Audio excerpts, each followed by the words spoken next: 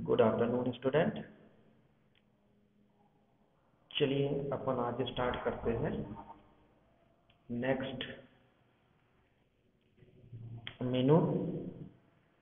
इसके पहले मैंने आपको इंसर्ट मेनू के साथ ऑप्शन बताया। अब आपका पेज लेआउट मेनू है इसके बाद, तो उसके जो भी ऑप्शन हैं उसको मैं अब एक्सप्लेन करने जा रहा हूँ। तो देखिएगा, और सभी को इसके पहले आपको बता दूं, सभी को सेकंड और थर्ड असाइनमेंट मिलने वाले हैं और सभी असाइनमेंट आपको अलग अलग बनाने हैं और दिए गए डेट पे सबमिट करना है।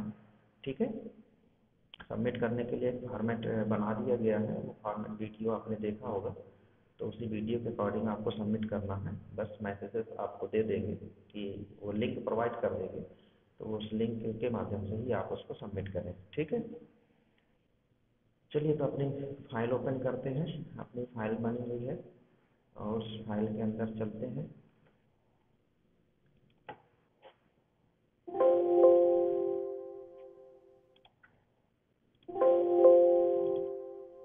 ये फाइल आपकी बनी हुई रखी है, इस फाइल को हमने ओपन कर लिया।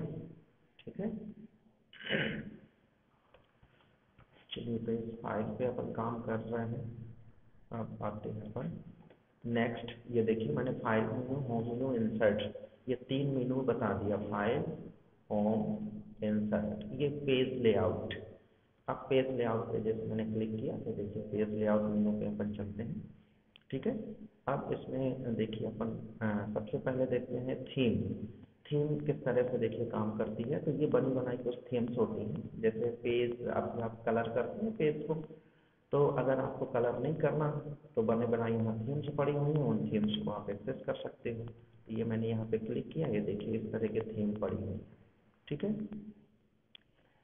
ब्राउज करके आप अगर और कहीं थीम पड़ी हुई है तो ब्राउज करके सर्च भी कर सकते हो। ठीक है, नहीं तो ये थीम आपकी पड़ी हुई है, इनमें जिस थीम पे आप क्लिक कर दोगे वो थीम यहाँ पे डिस्प्ले हो जाएगा। ठीक है, क्लियर। ये देखिए ये बने बनाए कुछ थीम्स पड़ी हुई हैं। मान लीजिए आपने इस वाले थीम को एक्सेस किया तो ये वाली थीम यहाँ एक्सेस हो गई। अब इस थीम पे आप काम करेंगे, मतलब कहा जाए कि ये पहले से डिज़ाइन की हुई बिल्ट इन है, यानी कंप्यूटर में ये सॉफ्टवेयर में ये बिल्ट इन है। ठीक है, क्लियर। ये देखिए जो भी थीम आप ले लेंगे उसी तरह, इसको ऐसा नहीं है कि आप यही थीम रख सकते हैं। इसका कलर अगर चेंज करना चाहते हैं तो आप यहाँ से इसका कलर भी चेंज कर सकते हैं। फॉन्ट ऑफ मान लीजिए आपको दूसरा लेना है एरियल की जगह, तो ये मैं आपको दूसरा फॉन्ट लेके दिखाई दे रहा हूँ। मैं यहाँ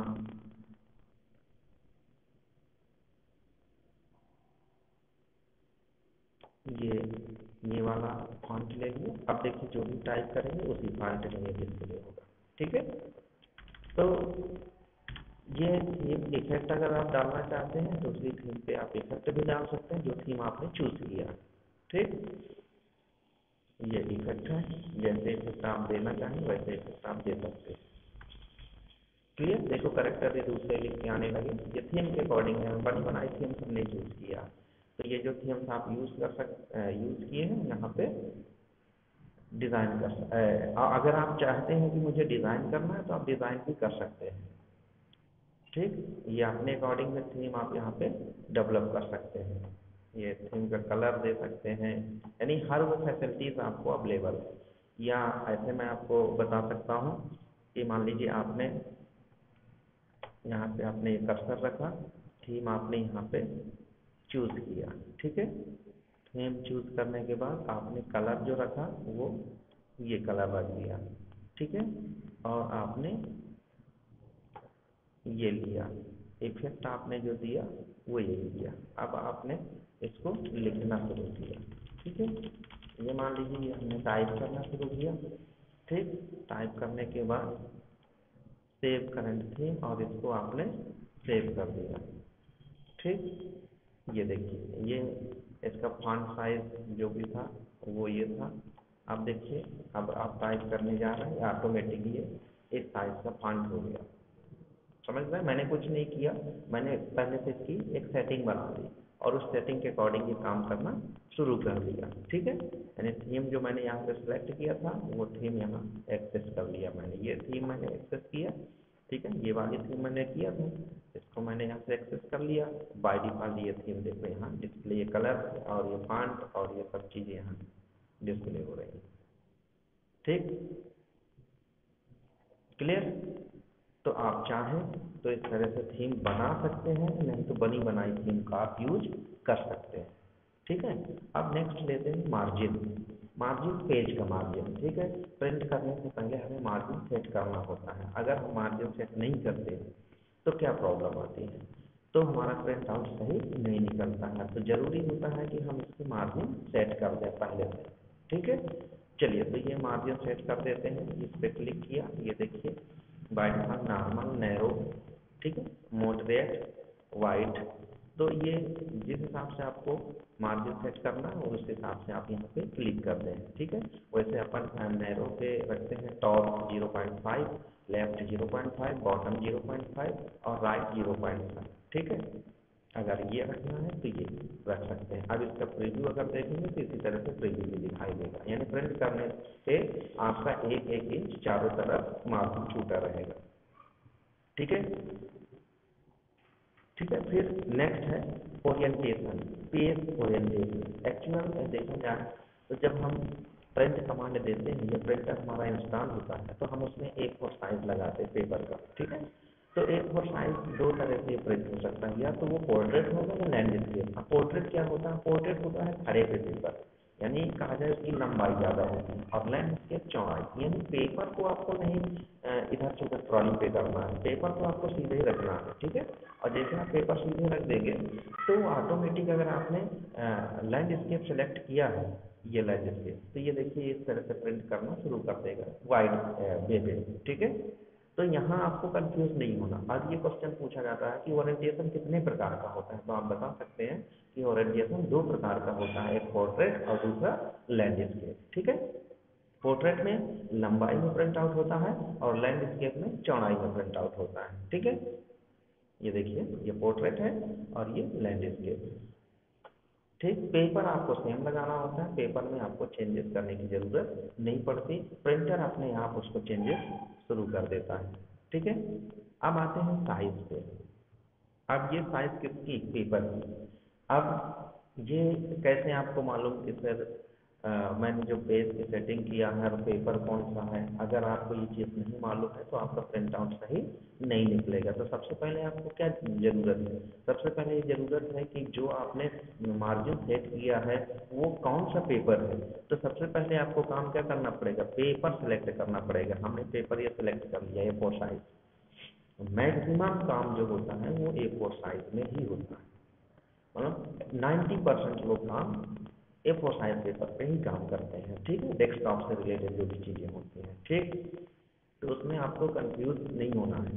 ठीक, तो A4 साइज पहले हमने पेपर सेलेक्ट कर लिया और A4 साइज पेपर के हिसाब से हम मार्जिन सेलेक्ट कर लेंगे। ठीक, पता चले कि आपने पेपर साइज यहाँ पे लीगल साइज का सेलेक्ट किए हैं।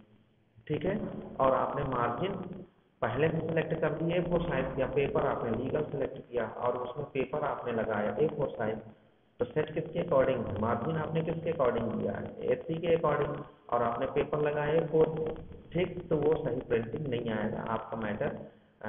जब आप रिव्यू देखेंगे तो पता चलेगा कि आपका मैटर इधर उधर दब रहा है, जो कि हमें ऐसा नहीं करना। पहले हमें इसके बारे में पहले सोचना है कि आखिरकार प्रिंटर में हमने पेपर कौन सा लगाया है। तो हमने प्रिंटर में पेपर A4 साइज लगाया है, तो पहले हमने यहाँ A4 साइज पेपर सेलेक्ट कर लिया है और फिर उसके बाद उसकी मार्जिन सेट कर दिया। तो अब अगर हम प्रिंट आउट देंगे तो प्रिंट बहुत अच्छे ढंग से निकलेगा, कहीं भी आपका कटा हुआ प्रिंट नहीं दिखेगा, बिल्कुल सेम प्रिंट आएगा जितना आप मार्जिन देंगे। ठीक है, कभी कभी होता है कि जो प्रिंट देते हैं वो प्रिंट के आधे कैरेक्टर से दबे हुए हैं या मिटे भी आपको दिखाई देते हैं, तो ऐसा नहीं है, वो पेपर की सेटिंग नहीं हो पाई है, इस वजह से ऐसा हो रहा है। ठीक है, तो आपको समझ में आया, थीम, मार्जिन, ओरिएंटेशन, साइज। ठीक है, अब इसी में है कॉलम। अब देखिए कॉलम बहुत इंपॉर्टेंट चीज़ है, ये देता है स्प्लिट टेक्स्ट इन इनटू 2 और मोर कॉलम्स, यानी कहा जाए कि इसको इस कॉलम को हम 2 या 3 कॉलम्स बना सकते हैं या उससे ज़्यादा भी बना सकते हैं। वैसे आपने देखा होगा कि जब आपन इसके पहले आपको सर लोग दिखाते रहे, रफ आप करते रहे, तो आपसे बोला जाता था कि चलो अच्छा लिखिए एडवांटेज एंड डिसएडवांटेज, तो आपने एक तरफ लिखा एडवांटेज, दूसरी तरफ लिखा डिसएडवांटेज, ठीक है, और आपने बीच से एक लाइन मार दिया, यानी कॉलम बन गया आपका। ठीक है, कॉलम तो समझते होंगे, इसमें अगर मैं एक बीच से लाइन डाल दूँ तो एक कॉलम बन जाएगा। ठीक, तो आपके पास जब रफली होता है तो आपको ऐसी चीज़ें लिखने में प्रॉब्लम्स नहीं आती, लेकिन अगर मैं इसमें बोलूँ कि आप इसको कॉलम बना दो तो थोड़ा सा आपको प्रॉब्लम्स आएगी। ठीक है, तो कॉलम्स बनाने के लिए सबसे पहले आपको उस पेज पे कर्सर रखिए, और कर्सर रखने के लिए कॉलम वाले ऑप्शन पे जाइए। कितने कॉलम्स बनाने हैं? 2 कॉलम्स बनाने हैं। तो ये देखिए हमने 2 कॉलम्स बना दिया। ठीक है, ये देखिए हमारे 2 कॉलम्स बन गए। अब देखिए, या मैं नेक्स्ट पेज लेता हूँ, और नेक्स्ट पेज लेने से पहले मैं मैटर थोड़ा सा ले लेता हूँ, और उस मैटर पे मैं कॉलम बनाने की कोशिश करता हूँ। ठीक है, चलिए मैं मैटर यहाँ से ले लेता हूँ। ये देखिए, ये देखो कॉलम बन गया है। ठीक है, ऑलरेडी मैंने इसको कॉलम्स को बनाने की कोशिश की, तो ये देखिए ऑलरेडी कॉलम्स बन गया, लेकिन फिर भी मैं यहाँ से ये मैटर दूसरी जगह ले जा रहा हूँ। मैं इतना लिए जा रहा हूँ मैटर को, ये मैंने कॉपी किया, लास्ट के पेज में मैं इसको पेस्ट करने की कोशिश कर रहा हूँ। ठीक है, ये देखिए, ठीक, और मैंने इसको यहाँ तक ये थीम वाला सेलेक्ट किया था मैंने, इसलिए ले लिया था। ये देखिए, ठीक, अब कॉलम हमें कभी कभी क्या होता है कि जैसे हम लिखते चले गए और फिर बाद में कॉलम बनाया, जैसे मैं इसको अगर बात करूँ तो यहाँ से मैं कॉलम को हटा देता हूँ, 1 कॉलम कर देगा। ठीक, ये 1 कॉलम हो गया, ये देख लीजिए। ठीक है, अब मान लीजिए मुझे, मैं इसको थोड़ा सा कलरफुल बना देता हूँ, कलर किए दे रहा हूँ, जिससे आपको ये पता चले कि यहाँ से मैंने दूसरे कॉलम पे डेटा को ले जाने की कोशिश किया। मैंने ये देख के रख दिया, लेआउट पे गया, लेआउट पे मैंने कॉलम को 2 वे पे किया। ये देखिए मैंने बनाने की कोशिश किया था कि यहाँ से कॉलम बने, लेकिन यहाँ से कॉलम नहीं बना। ठीक है, तो अब मुझे ऐसे में क्या करना चाहिए? तो मेरे पास ब्रेक ऑप्शन होता है, तो ब्रेक ऑप्शन में मैं क्या करूँ? कॉलम, क्योंकि मैंने क्या किया है, कॉलम बनाना है। अब देखिए कर्सर मैंने यहाँ रखा है क्योंकि मैं चाहता हूँ कि ये वाला टेक्स्ट भी मेरे दूसरे कॉलम में चला जाए, और मैंने देखिए क्लिक कर दिया तो दूसरे कॉलम पे चला गया। यानी बहुत आसान है। अगर आपको इसके बारे में नहीं मालूम तो आप इसमें कॉलम ही नहीं बना पाएंगे, और बना भी लेंगे तो एक बार आप कर्सर को पहले यहाँ रखेंगे, टाइप करेंगे, फिर इसके बाद कर्सर यहाँ रखेंगे, टाइप करेंगे, फिर यहाँ आएंगे, टाइप करेंगे। यानी हमें कंप्यूटर में अपने टाइम को सेव करना, अगर सेव करना है तो फिर हमें पहले टाइप कर लेना है। एक तरफ एडवांटेज लिखा, उसके नीचे डिसएडवांटेज लिखा, डिसएडवांटेज पे हमने कर्सर रखा और सीधे कॉलम को ब्रेक करवाया, ब्रेक करने पे हमने कॉलम ब्रेक करवाया। ठीक है, क्लियर? अब देखिए इसमें कॉलम में 2-3 कॉलम, 2 कॉलम बनाना चाहते हैं तो 2 कॉलम बना लो, 3 कॉलम बनाना चाहते हो तो 3 कॉलम बना लो, लेफ्ट बनाना चाहते हो तो लेफ्ट बना लो, और राइट बनाना चाहते हो तो राइट। ठीक है, सिंगल में आना चाहते हो तो सिंगल पे आ जाओ। ठीक, क्लियर? फिर इसके 2 कॉलम्स पे जाना था तो 2 कॉलम्स पे चले गए। क्लियर? जहाँ तक मैं समझता हूँ कि आपको ये समझ में आ रहा होगा। तो कॉलम को हमने क्या किया? ब्रेक करवाया। अब देखिए पेज, अब हम चाह रहे हैं कि हम नेक्स्ट पेज पे जाएं। ठीक है, देखिएगा, ये देखिए, उतने से हम नेक्स्ट पेज पे चले गए, जहाँ से हमने कर्सर रखा वहाँ से, और दूसरे कॉलम का जो भी पार्ट था हमारा। ठीक, तो हम नेक्स्ट पेज पे पहुँच गए। अब इसी में देखो ये अंतर क्या क्या बताता है। पेज यानी दूसरे पेज में जाना, कॉलम्स यानी दूसरे कॉलम्स पे मैटर को ले जाना, टेक्स्ट रैपिंग। देखिए टेक्स्ट रैपिंग में देख लीजिए कि टेक्स्ट रैपिंग क्या काम करता है। इस पर हम गए और टेक्स्ट रैप कराया, कुछ शायद आपको सिर्फ ब्लिंक करना दिखाया होगा, जो कि टेक्स्ट रैपिंग का मतलब होता है कि टेक्स्ट हमारे दोनों तरफ, कॉलम्स के दोनों तरफ के टेक्स्ट बराबर है कि नहीं, मतलब ऑटोमेटिक यहाँ पे हम टाइप करते जाएं तो ऑटोमेटिक दूसरी लाइन पे हमारा कर्सर आ जाना चाहिए, उसको बोलते हैं रैपिंग। ठीक है, जैसे अभी अगर हम टाइप करते हैं तो देखते होंगे कि हमें जब तक हम इंटर नहीं करते तब तक दूसरी लाइन पे नहीं पहुँचते, अगर रैपिंग हमने सेलेक्ट नहीं किया। इसका एग्जांपल आपको MS मैं वर्ड पैड खोले दे रहा हूँ, या नोट पैड खोले दे रहा हूँ। ये देखिए रैपिंग मैं आपको समझा दे रहा हूँ, देखिएगा। मैं यहाँ पे कुछ भी लिख रहा हूँ, मैं पूरा सदगुरु सेवा संघ ट्रस्ट लिख रहा हूँ, सदगुरु सेवा संघ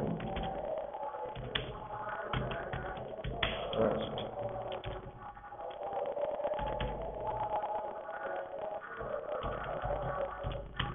जानकी को देखिएगा, ये देखिए यहाँ पे, ये देखिए मैं जैसे चित्रकूट लिखने की कोशिश किया तो ये ऑटोमेटिक रैपिंग बन गई, ठीक है। यहाँ पे देखिए स्क्रोलिंग आ गई, जो कि हम स्क्रोल नहीं चाहते थे। अब देखिए मैं यहाँ से इसको हटाने की कोशिश करूँगा तो ये स्क्रोलिंग नहीं जाएगी, ये देखिए स्क्रोलिंग बन गई, ठीक है। हम चाहते हैं कि जैसे हम यहाँ तक पहुँचे ऑटोमेटिक कर्सर दूसरी लाइन पे पहुँच जाए। ये देखिए अभी यहाँ पे अपन चले, ये देखिए यहाँ से देखिए ये स्क्रोलिंग चली गई। अब देखिए मैं रैपिंग किए दे रहा हूँ, ये वर्ड रैप किया।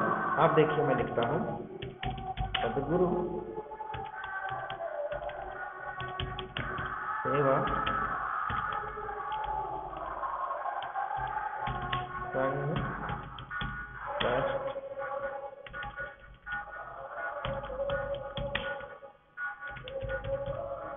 जानकी कुंज चित्रकूट। देखिए वही चीज लिखा था तो मुझे आगे बढ़ गया था। ये देखिए समझ में आया होगा आपको। यानी मैंने जहाँ पे रैपिंग देखो इसको सेलेक्ट कर दिया तो ऑटोमेटिक कर्सर मेरा इस दूसरी लाइन पे आ गया। वही चीज रैपिंग यहाँ पे हो रही है, यहाँ पे वही काम हम कर रहे हैं रैपिंग का, टेक्स्ट रैपिंग, ठीक है। अब नेक्स्ट देखिए, नेक्स्ट पेज अगर आप चाहते हैं, अभी देखिए किस नंबर पे कर्सर है आपका, 17 नंबर पे कर्सर है, टोटल पेजेस 22 है। अब देखिए मैं ब्रेकिंग करवाता हूँ, नेक्स्ट पेज यानी 18 में पहुंच जाना चाहिए मेरा डेटा, यानी पूरा का पूरा डेटा देखो मेरा 18 में पहुंच गया। ये देखिए पेज नंबर 18, ठीक है। यानी मैंने सिर्फ यहाँ क्या किया, ब्रेक करवाया नेक्स्ट पेज, ठीक है। अब देखिए मैं कंटिन्यू करता हूँ तो देखिए क्या होता है। कंटिन्यू में हमारा डेटा तो यहाँ से हमें लगा कि गया, ये देखिए खाली हमें लगा, लेकिन एक्चुअल में देखा जाए तो हम उसी पेज पे हैं, ये देख सकते हैं। लेकिन हमने क्या किया, कंटिन्यू किया डेटा को, ठीक है।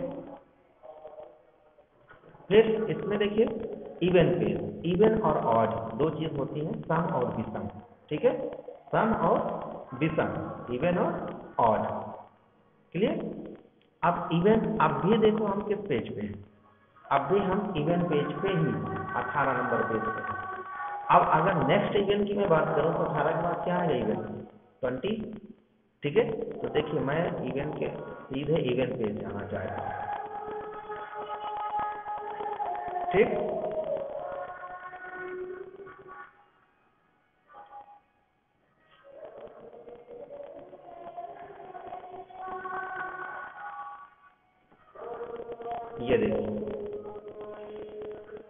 ये देखिए यहाँ पे 25 नंबर 20 नंबर के पेज पे हम पहुंच गए, ठीक है। फिर अगर आप देखना चाहते हैं, अब देखो मैं ऐड ऑड नंबर पे जाना चाहता हूँ, ठीक है। अब ऐसे मैं आपको समझा सकता हूँ, या ऐसे मैं पूरा, ये देखिए ये कर्सर मेरा रखा है इस समय 19 नंबर के पेज पे, और मैं यहाँ से सीधे इवन पेज पे जाना चाहता हूँ।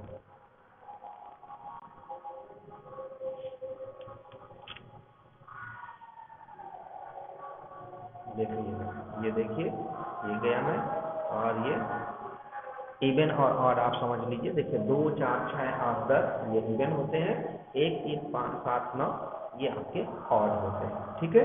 तो अगर आपको पेज बाय पेज ओपन करना है तो पेज बाय पेज भी आप ओपन कर सकते हैं। ये देखिए यहाँ आप कर्सर रख सकते हैं और चेक कर सकते हैं। अभी आपके ये 26 पेज हो गए, 26 पेज के बाद आपने सीधे इवन पेज किया, कुछ कुछ नहीं आपको पता चला। क्यों? क्योंकि यहाँ पे हमारा कोई भी डेटा नहीं है, इसलिए देखो यहाँ पे कोई भी इफेक्ट नहीं दिखा आपको। लेकिन हमारा डेटा अगर है तो हम उस डेटा को तुरंत वेरिएबल में भेज सकते हैं।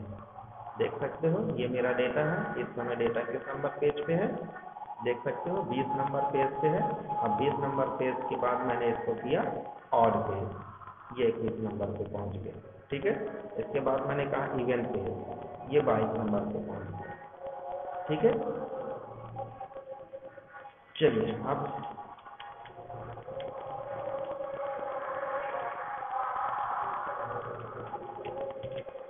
ठीक है,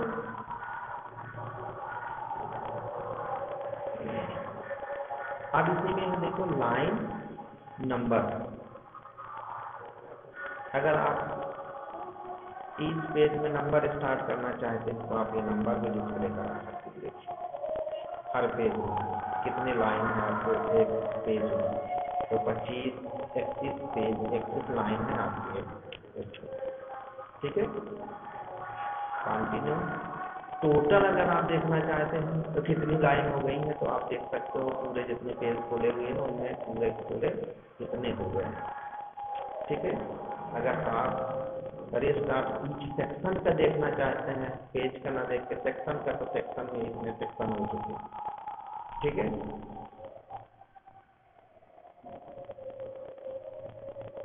ठीक है, फिर हाइफन देना चाहते हैं कितने में है, तो 0.25, ये बाय डिफॉल्ट सेलेक्ट होता है, इसको तो पहले दीजिए। ठीक है, ये बाय डिफॉल्ट सेलेक्टिंग होती है कि हम कितना पहले से सेलेक्ट कर देते हैं। ठीक है, तो इस तरह से हम पेज लेआउट में ये काम कर सकते हैं। तो अभी मैंने आपको जो बताया theme, margin, orientation, size, column break, ये ऑप्शन मैंने बताया, कॉलम ब्रेक। ठीक है, इवेंट और ये मैंने बताया। ठीक है, चलिए तो अब आपको समझ में आ गया होगा। ठीक है, तो आज का जो टॉपिक मैंने चूज किया वो पेज लेआउट का था, और पेज लेआउट में मैंने ये ऑप्शन आपको पूरे क्लियर कर दिया।